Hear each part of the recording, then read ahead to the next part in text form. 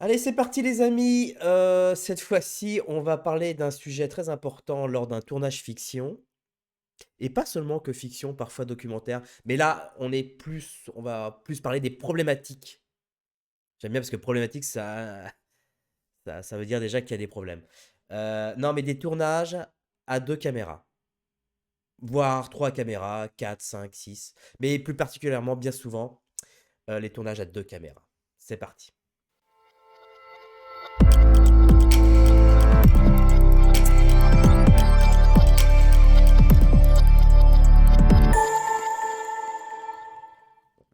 Donc, souvent en fiction, quand on part sur un film et qu'il y a un peu de budget, on peut se poser la question de savoir est-ce qu'on tourne à une ou à deux caméras. Voilà. À un moment donné, entre le thème du ratio de l'image, le thème de est-ce qu'on tourne en scope anamorphique ou en sphérique, est-ce qu'on tourne en noir et blanc ou en couleur, à un moment donné, on peut se poser la question est-ce qu'on tourne à une ou à deux caméras. Alors, on va regarder les avantages et les inconvénients, sachant que, on va pas se leurrer, mais les avantages, c'est principalement pour le domaine de la réalisation. Les inconvénients, c'est pour le domaine du chef opérateur et parfois de la production. Ça dépend. Alors, ça sera un avantage pour la production si c'est bien éventuellement, si c'est, s'il y a un réel besoin de tourner à deux caméras, et c'est parfois un défaut quand il y a vraiment pas besoin de tourner en deux caméras. Alors déjà, tourner à deux caméras, ça implique pas mal de choses. Ça implique que bien souvent, comme vous le savez, enfin vous le savez pas, mais je vous le dis, vous savez que il y a plus de cadreurs sur les tournages téléfilms, films, à part évidemment si vous tournez des téléfilms France 3, où vous aurez encore la chance d'avoir un cadreur France 3. Mais il n'y a plus de cadreur. Le chef opérateur est bien souvent à 90% cadreur sur la fiction. Ce qui fait qu'il est garant de l'image qu'il est en train de tourner, mais surtout il a la maîtrise parfaite du cadre. Alors parfaite, je sais pas, mais en tout cas, il a la maîtrise du cadre et il sait exactement ce qui est enregistré et il sait les différents cadres qui sont enregistrés et disponibles donc pour la suite, c'est-à-dire la post-production, etc. Dès lors qu'il y a deux caméras, le problème se pose. C'est-à-dire que si le chef-op est encore cadreur, ça veut dire que donc forcément il y a un deuxième cadreur. Alors ça, c'est dans le mieux, parce que dans le pire, c'est genre, bon bah le réalisateur va faire la deuxième caméra. Et dans ce cas-là, vous n'avez plus la main sur la enfin vous avez la main sur votre caméra forcément parce que vous cadrez, mais vous ne savez pas ce qui se passe de l'autre côté. Et du coup, ça pose problème parce que, bah, dans ce genre de cas-là, on est plutôt à se dire qu'on est en train de louper 50 de ce qu'on est en train de faire. Alors si vous faites par exemple le plan serré, bah, vous êtes en total, vous êtes à l'aveugle sur le plan large et inversement, si vous êtes sur le plan large, vous êtes à l'aveugle sur le plan serré. Donc l'idéal absolu, c'est que lorsqu'il y a 2 caméras, c'est qu'il y ait 2 cadreurs. Mais vous l'avez compris et vous le voyez venir à 300 kilomètres, c'est que forcément en termes de production, c'est plus du tout le même coût. Donc ce qui se passe, en termes, de pour le chef opérateur, c'est que lorsqu'il y a 2 caméras, bien souvent, on est aveugle sur un œil et ça, c'est assez problématique. Alors aveugle, oui et non, parce qu'on sait avant de tourner ce qui se passe et cetera. Mais alors déjà que, vous savez, quand on est chef op et aussi obligatoirement cadreur, on a le cerveau qui est divisé en 2, hein. C'est-à-dire que le cerveau qui est pour la lumière, une partie pour la lumière, une partie pour le cadre. Mais là, vous êtes obligé de vous diviser par 3. Ça veut dire, pour la lumière et pour les 2 cadres. Parce que généralement, quand on fait une lumière, eh bien, on va faire la lumière par rapport à son cadre. C'est pour ça qu'il est important et primordial d'avoir un cadre avant même de faire la lumière. Ça ne sert à rien de commencer à faire la lumière si vous n'avez pas un cadre. Mais là, du coup, ça veut dire que vous faites un cadre, enfin, vous faites une lumière pour deux cadres. Et ça va encore, j'ai envie de dire, ça va encore. C'est simple, enfin, c'est relativement simple, quand les deux caméras sont dans le même axe. Mais bien souvent, quand on est sur des axes différents, voire des axes opposés, et ben là, forcément, on est sur un autre problème. Un problème qui nous nécessite de faire 2 lumières à la fois, sachant que, bah, c'est un peu le problème, c'est que quand vous tirez d'un côté, et ben, ça part de l'autre et quand vous tirez de l'autre, ça repart de l'autre côté. Dans le sens où, quand vous faites une lumière pour un cadre, elle ne fonctionne pas forcément pour le deuxième cadre. Et c'est là que c'est compliqué. Dès lors qu'il y a une discussion de dire, tiens, est-ce que je fais une note de caméra? C'est oui, d'accord. Mais alors, comment utilises-tu la deuxième caméra? Est-ce que tu vas l'utiliser, par exemple, je prends un exemple tout con, champ contre champ. Vous allez faire une valeur avec un plan taille, et la deuxième caméra va faire un plan serré. Et dans ce cas-là, vous allez taper le même axe. Ou alors, est-ce que vous allez faire un champ et un contre-champ en même temps? Ce qui nécessite obligatoirement d'avoir une deuxième série d'optiques. Oui, parce que généralement, quand il y a une deuxième caméra, on tourne à deux caméras, généralement, il n'y a qu'une seule série. C'est plutôt rare de faire deux cadres avec la même focale. Mais dès lors que vous l'utilisez notamment pour faire des champs contre champs en même temps, c'est souvent un délire de réalisation parce que comme ça, quand il y a une part d'improvisation dans les comédiens, eh bien, on a la possibilité de tout avoir dans le champ et le contre-champ en même temps. Et ça, c'est une chose que je peux tout à fait comprendre. Si moi-même j'étais réalisateur et que j'avais envie de mettre une part d'improvisation, c'est vrai que chant contre chant d'un coup, ça serait pas mal. Et puis automatiquement, les comédiens, il y a, parce que généralement quand on fait un chant contre chant, il y a toujours un comédien qui est lésé, puisqu'on le voit que de dos, ou on le voit pas du tout. Ça dépend s'il est en amorce ou pas. Là, ils ont le sentiment que tout le monde est pris en compte.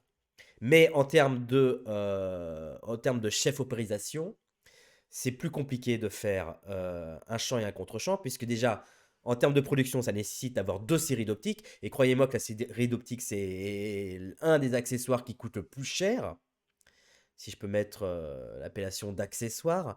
Donc forcément, ça a un coût en termes de budget, hein. Une série d'optiques, c'est le prix d'une caméra, d'un corps caméra. Donc ça c'est véritablement, ça apporte dans le budget. Et je ne sais pas si vous avez déjà essayé de faire un champ et un contre-champ, c'est ultra compliqué. Parce qu'il y en a forcément à un moment donné, quand on scale les caméras, il y en a un qui mange l'autre.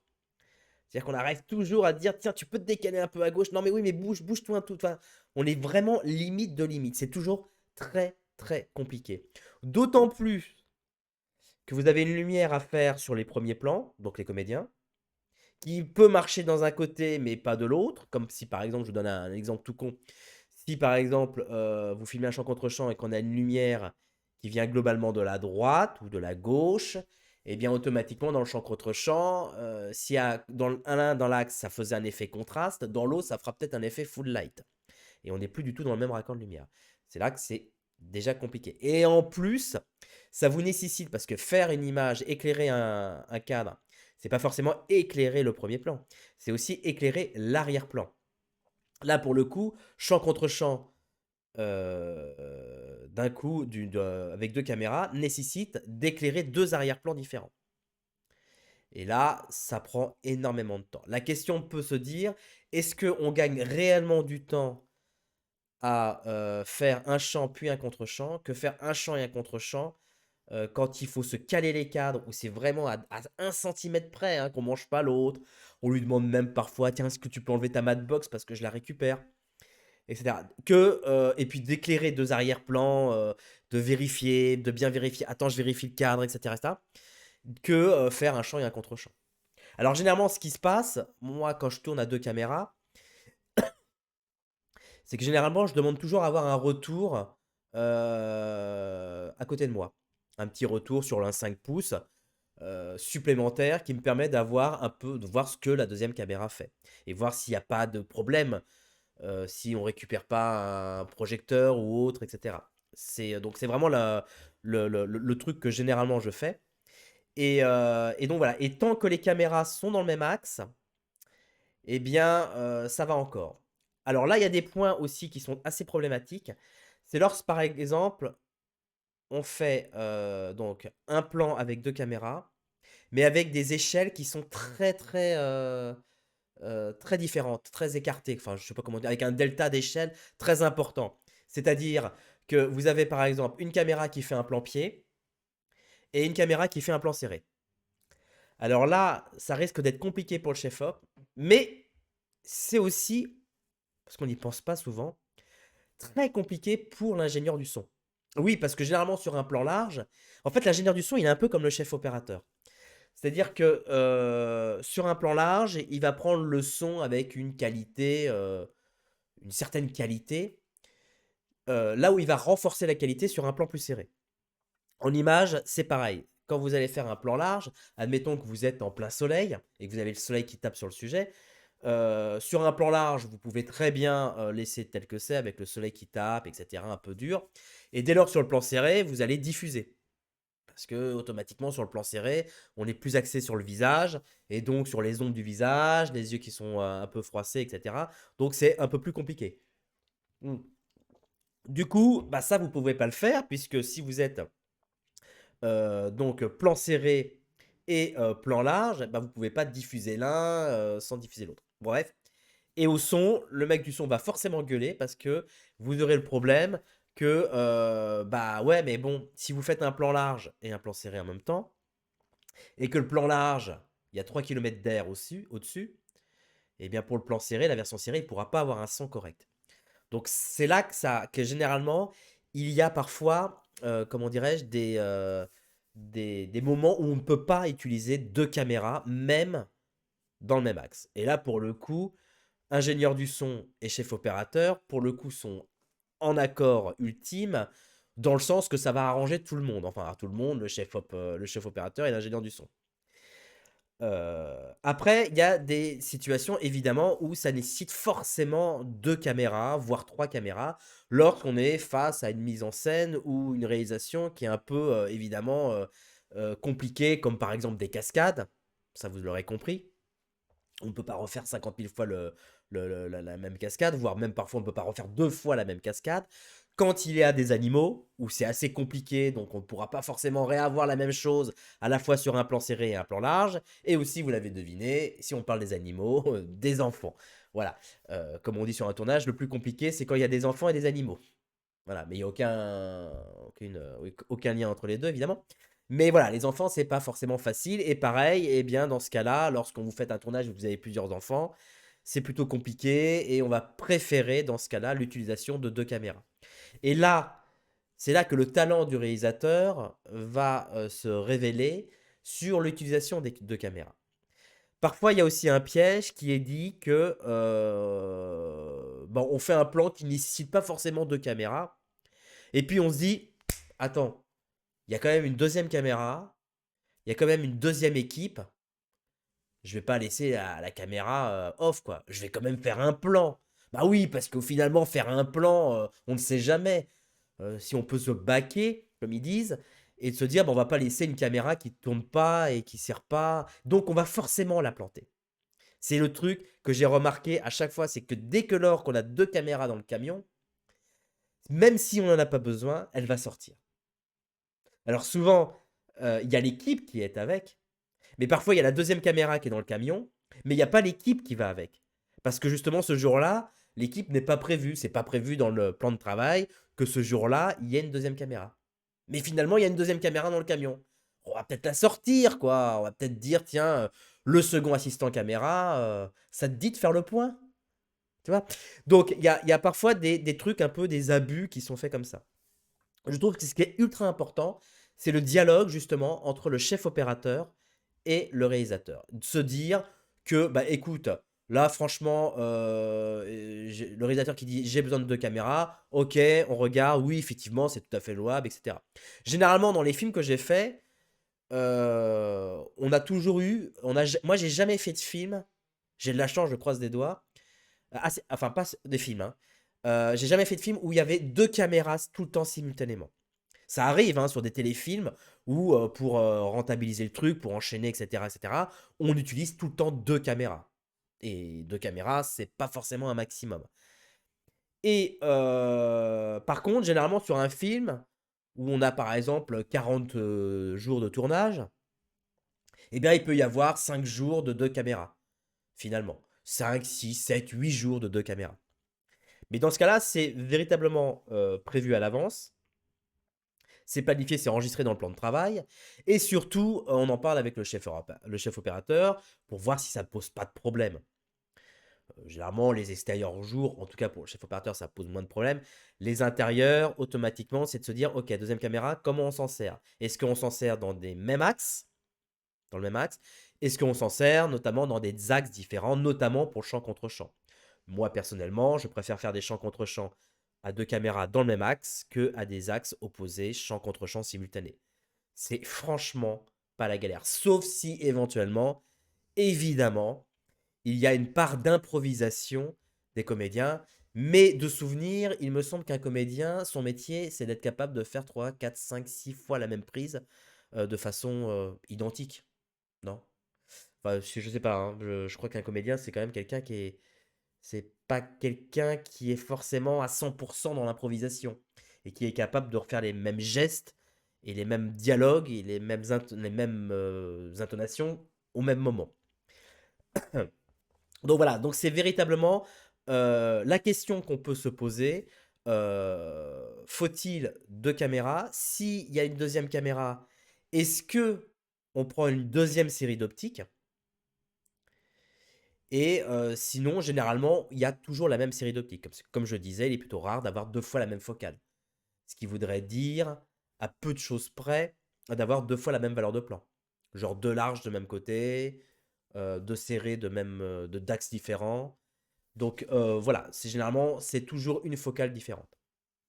Voilà. Et parfois, bien évidemment, il y a aussi un cas de figure qui nécessite la même quantité de matériel et surtout la même équipe, voire même une équipe un peu différente parce qu'il y a ce qu'on appelle un deuxième chef opérateur qui est généralement, et c'est le cas que ça arrive souvent dans les films, de faire ce qu'on appelle le chef opérateur ou le directeur de la photographie, deuxième équipe. Alors là, c'est quoi? C'est généralement un directeur de la photographie qui va travailler en même temps que le chef opérateur principal, le même jour ou pas, ça dépend, et qui va faire des plans qui, forcément, où on n'aurait pas le temps de le faire si on devait, que ça soit le même chef opérateur qui le fasse la même journée, qui va le faire, genre par exemple des plans d'esta, donc des plans de situation, des plans, comment dirais-je, de situation, des plans un peu effet carte postale sur une ville, etc. Tous ces plans où il n'y a pas de la comédie, où donc il n'y a pas forcément besoin du réalisateur, mais on a quand même besoin, non pas d'un cadreur, mais d'un chef opérateur parce qu'il faut quand même poser l'image.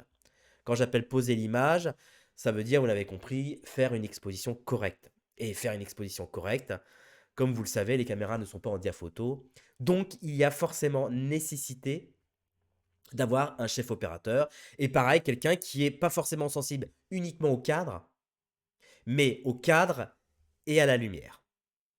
Voilà. Donc, en gros, pour résumer un peu tout ça, l'idée c'est oui à 2 caméras, il y a pas de souci. Faire tout à 2 caméras, c'est compliqué. Il me semble que j'avais fait une série, il y a 10 ans, une série de science-fiction où on tournait tout le temps à 2 caméras.